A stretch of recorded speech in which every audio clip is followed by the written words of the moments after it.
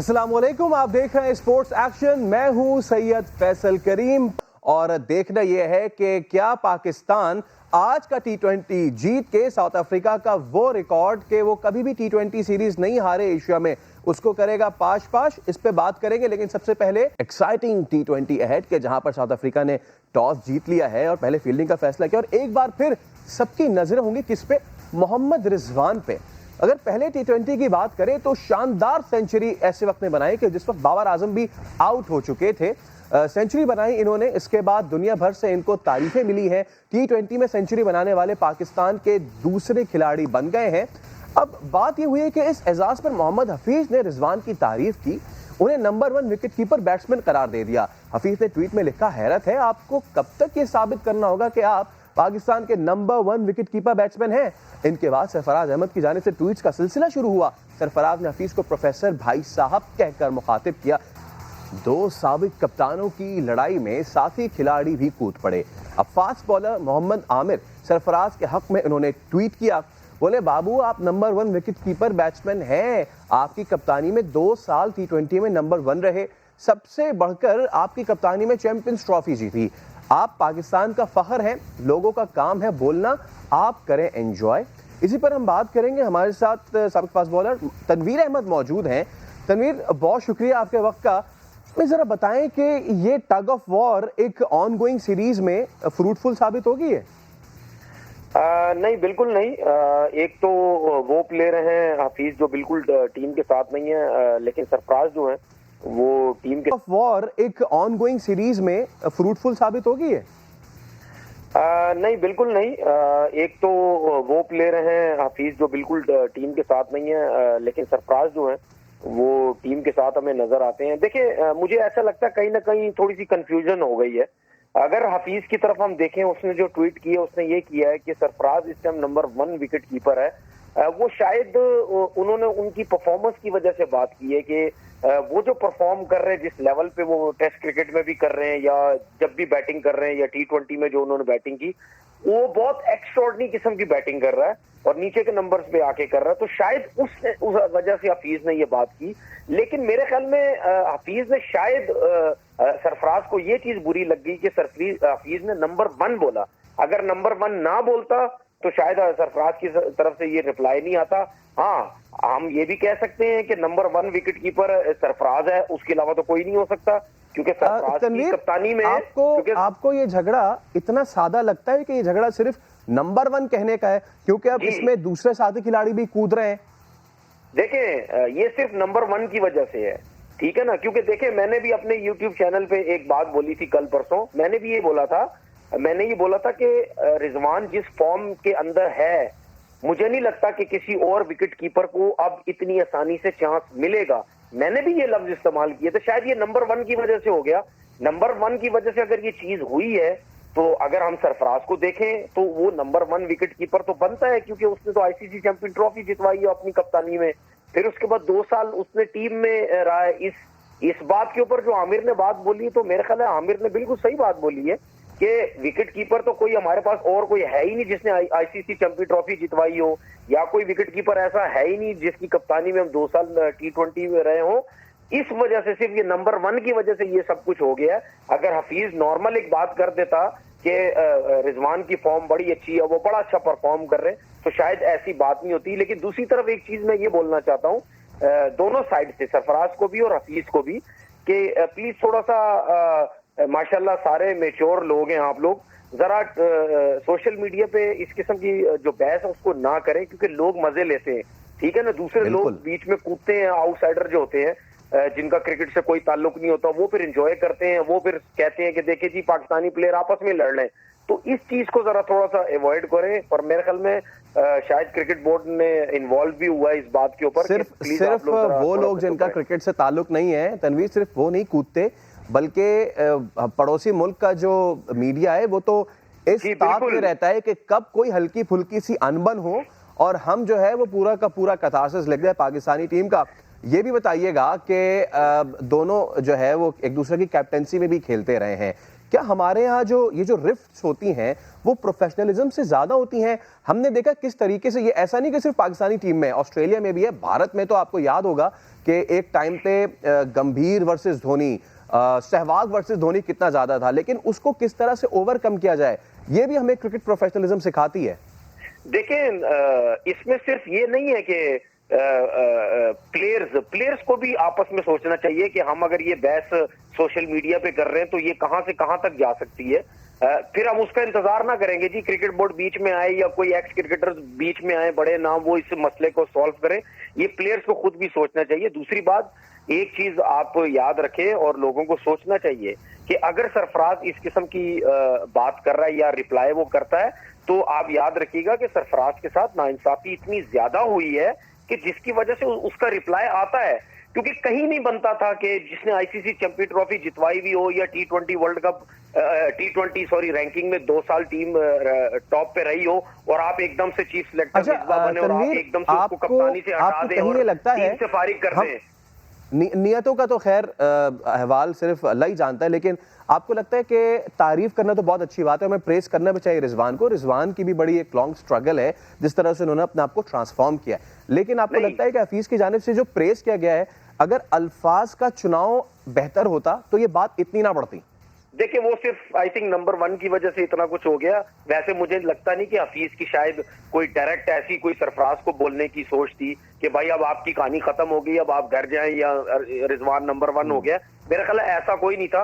वो शायद वो सरफराज के साथ, भाई एक बंदे ने इतना कुछ आपको अचीव करवा के दिया हुआ और आप एकदम से फारिग कर दें उसको, तो उसके दिलो दिमाग के अंदर कुछ ना कुछ तो होगा ना। तो फिर जब आप ऐसी बात, अब आप देखें वो टीम का मेंबर है इस टाइम, वो ऐसा नहीं है कि वो टीम से आउट है, वो टीम का मेंबर है और वो रिप्लाई कर रहा है। तो उसको शायद गुस्सा आया होगा, उसने समझा होगा ये इनडायरेक्टली मुझे बात की गई है। तो प्लेयर्स को भी कहीं ना कहीं थोड़ा सा सोचना चाहिए कि भाई सोचना चाहिए, क्योंकि ये सिर्फ उनके आपस का टसल नहीं होता, इस पे नेशनल इंटेग्रिटी बहुत ज्यादा इन्वॉल्व होती है। बहुत शुक्रिया तनवीर आपके वक्त का। जैसे कि आप बता रहे थे, नंबर 1 की जो टसल चल रही है, अब मोहम्मद हफीज ने तो नंबर 1 का वोट दे दिया रिजवान को। गुज़िश्ता साल जब यही सवाल मिसबा से भी हुआ था तो उन्होंने भी यही जवाब दिया था और कहा था कि रिजवान ही नंबर 1 विकेट कीपर है और सरफराज है नंबर 2। और बिल आखिर इस सब का हल यह निकला है कि पीसीबी ने अब मोहम्मद हफीज और सरफराज की ट्विटर पर लफ्जी जो बहस हुई है उसका लिया है नोटिस। पाकिस्तान क्रिकेट टीम के मैनेजर का मोहम्मद हफीज को फोन और उन्होंने मोहम्मद हफीज को मामला खत्म करने की हिदायत की है। टीम मैनेजर ने दोनों को समझाया, जिसके बाद मामला हल हो गया। मोहम्मद हफीज और सरफराज अहमद में ट्विटर वॉर खत्म होती नजर आ रही है, क्योंकि सुलह कराई है अब पीसीबी ने इन दोनों में। चलिए, ये लड़ाई तो ही खत्म, लेकिन अब असल लड़ाई की बात करते हैं जो मैदान में है, और वो है पाकिस्तान वर्सेस साउथ अफ्रीका, दूसरा टी20। साउथ अफ्रीका ने टॉस जीता है और पहले फील्डिंग का उन्होंने फैसला किया है। पहले मैच की अगर बात की जाए तो पाकिस्तान ने वो बड़ा नैरोली 3 रन से जीता था और आखिरी गेंद पर साउथ अफ्रीका को 6 रन दरकार थे। ऐसे में फहीम अशरफ अपने असाब पर काबू पाने में कामयाब रहे थे। अब आज के मैच की खास बात यह भी है कि अगर पाकिस्तान आज जीतने में कामयाब हुआ तो साउथ अफ्रीका पहली मर्तबा एशिया में टी20 सीरीज हार जाएगा। इससे कबल किसी एशियाई टीम ने साउथ अफ्रीका को अपने होम ग्राउंड सीरीज पर शिकस्त नहीं दी है। और मैच के लिए कौमी टीम की बात की जाए, तब्दीली इसमें कोई भी नहीं की गई है। जनूबी अफ्रीका दूसरी टी20 में इस वक्त फील्डिंग करेगा पहले टॉस जीत के। ये तो हमने बात की अभी होने वाले टी20 की, इस पे बात करेंगे, लेकिन अब जरा पहले टी20 की बात करें और उसके हीरो मोहम्मद रिजवान। जबरदस्त इन्होंने सेंचुरी बनाई, कई रिकॉर्ड्स अपने बैट से इन्होंने टुकड़े टुकड़े कर दिए हैं। टी20 में सेंचुरी बनाने वाले पाकिस्तान के दूसरे खिलाड़ी हैं, जबकि पहले विकेट कीपर बन गए हैं। अगर हम मोहम्मद रिजवान की इनिंग्स का थोड़ा सा कथासिस करें तो इस वक्त इस पाए के जरिए हम आपको बता रहे हैं कि किस तरीके से रिजवान ने अपनी इनिंग्स को पेश किया है। रिमेंबर के लाहौर की विकेट थी और यहाँ पर रिजवान की बैटिंग की देखी जाए तो उन्होंने सबसे ज़्यादा पुल पे शॉट्स खेले हैं और 32 रन उन्होंने बनाए हैं और 31 ही इन्होंने लेग साइड पे भी बनाए हैं। तो रिजवान प्रीडोमिनेंटली लेग साइड उनका काफ़ी स्ट्रॉन्ग है और इन्होंने सेंचुरी भी ऑफ साइड लेग साइड पे ही छक्का मार के बनाई थी। 69% इनका कंट्रोल रहा है और 70% इनके रन जो हैं 70 to 80% रन इनके लेग साइड पे आए हैं। रिकॉर्ड्स की बात की जाए, रिजवान से कबल अहमद शहजाद सेंचुरी बना चुके हैं, लेकिन रिजवान की खास बात यह कि तीनों फॉर्मेट्स में सेंचुरी करने वाले दुनिया के वो दूसरे विकेट कीपर बन चुके हैं। न्यूजीलैंड के ब्रेंडन मक्कलम भी ये कारनामा सर अंजाम दे चुके हैं। रिजवान ने अपनी इनिंग्स में 7 छक्के लगाने का पाकिस्तानी रिकॉर्ड भी नाम कर लिया। 64 गेंदों पर नाकाबिले शिकस्त 104 रन बनाए। अकेले रिजवान ने बनाए 104 रन। बाकी 7 खिलाड़ियों की बात की जाए, जो कि आज भी एक दर्द-ए-सर रहेगा, वो सिर्फ 59 रन ही बना सके। रिजवान के शॉट्स की भी हमने बात की है और उन्होंने सबसे ज्यादा लेग साइड पे स्कोर किए भी हमने आपको बताया है। तो दूसरा T20 जो है वो भी शुरू होने वाला है। अब जरा हम हेड टू हेड की बात करें, प्लेयर्स टू वॉच कौन कौन से हो सकते हैं आज के T20 में। तो सबसे पहले हम साउथ अफ्रीका की अगर बात कर लें तो साउथ अफ्रीका की जानिब से रजा हेंड्रिक्स ने काफी अच्छा खेल दिखाया था और यही आखिर तक लेकर गए थे। ये नहीं होते तो शायद साउथ अफ्रीका इतने आगे जा भी नहीं सकती थी। बॉलिंग में जो है वो एंडेले फुल्क्वायो ने बड़ा जबरदस्त परफॉर्म किया था और आज भी हमें बॉलिंग ऑलराउंडर के तौर पे वही परफॉर्म करते नजर आ रहे हैं। और इसके अलावा हेनरिक क्लासेन कैप्टन है, इनसे काफी ज्यादा उम्मीदें हैं साउथ अफ्रीका को, क्योंकि एक रिकॉर्ड इनका स्टेक पर है। दूसरी जानिब अब जरा पाकिस्तान की बात कर ली जाए। गो के बाबर आजम पहले T20 में नहीं कर सके अच्छा स्कोर, लेकिन आज भी इनसे तवक्कुआत पूरी की पूरी हैं। इसके अलावा उस्मान कादिर की हम बात करना कैसे भूल रहे हैं, बड़ा ज़बरदस्त इन्होंने बॉलिंग परफॉर्मेंस किया और 50 से ऊपर की पार्टनरशिप लगी थी साउथ अफ्रीका की। इस वक्त कादिर आए और पहले उन्होंने अपने एक फ्लिपर पे और उसके बाद एक गुगली पे 2 बोल्ड मारे। He is going to fit in his father's feet, जैसे कि इन्होंने कहा भी। और उसके बाद रिजवान पे भी आज नजरें पूरी तरीके से जमी होंगी। तो ये तो हमने बात की पाकिस्तान वर्सेस साउथ अफ्रीका, दूसरा T20 कुछ ही देर में शुरू होने वाला है। अब जरा पड़ोसी मुल्क चलते हैं और भारत की बात करते हैं। चेन्नई टेस्ट में इंग्लैंड ने 227 रन से भारत में पछाड़ दिया। 420 रन के ताकुब में भारतीय टीम 192 रन ही बना सकी। भारत को चेन्नई में 22 सालों बाद शिकस्त हुई है। 1999 में पाकिस्तान ने भारत को चेन्नई टेस्ट में ज़ेर किया और वेस्ट इंडीज ने तारीख रकम कर दी है। बांग्लादेश के खिलाफ टेस्ट क्रिकेट की तारीख का 5वां यानी 395 रन का हदफ हासिल किया। 5वां बड़ा हदफ है ये। पहला मैच खेलने वाले कायल मार्श ने नाकाबिले शिकस्त डबल सेंचुरी बना दी। अब जरा फैसलाबाद आपके लिए चलते हैं। यहाँ एक ऐसा क्रिकेट क्लब मौजूद है जहाँ क्रिकेट के शौकीन नौजवानों ने न सिर्फ मुफ्त ट्रेनिंग इनको मिलती है, बल्कि खेल का सामान भी इन्हें बगैर मुआवजे मुहैया किया जाता है। अब्दुल अहद की रिपोर्ट देखते हैं। कोरोना के बाद वीरान होते मैदानों को आबाद करने का जुनून। फैसलाबाद के शहरी ने अपनी मदद आप के तहत क्रिकेट एकेडमी बना ली। अल्हम्दुलिल्लाह 40 साल से मैं ग्राउंड में हूँ। 1983 से मैं क्रिकेट ग्राउंड में हूँ और अब तक सीखते भी आए हैं, सिखा भी रहे हैं और बच्चों को फीस बिल्ला इनके वो क्रिकेट के जो जुनून है जिन बच्चों में वो खुद ही पूछते हैं। एकेडमी में नौजवान खिलाड़ियों को ट्रेनिंग के साथ साथ खेल का सामान भी मुफ्त फराहम किया जाता है। क्रिकेट लवर्स तो खुशी से निहाल हैं। बाकी जो क्लब्स हैं उनमें तो फीस बहुत ज़्यादा है और हम वो बहुत ज़्यादा फीस है और वहाँ पे हम अफोर्ड नहीं कर सकते। और हमारी जो एकेडमी है काउंटी स्टार, इसमें फीस है ही नहीं। मैं शाम को ग्राउंड में आके रोज़ प्रैक्टिस करता हूँ। मुझे शौक है, मैं चाहता हूँ मैं इमरान खान की तरह इंटरनेशनल प्लेयर बनूँ।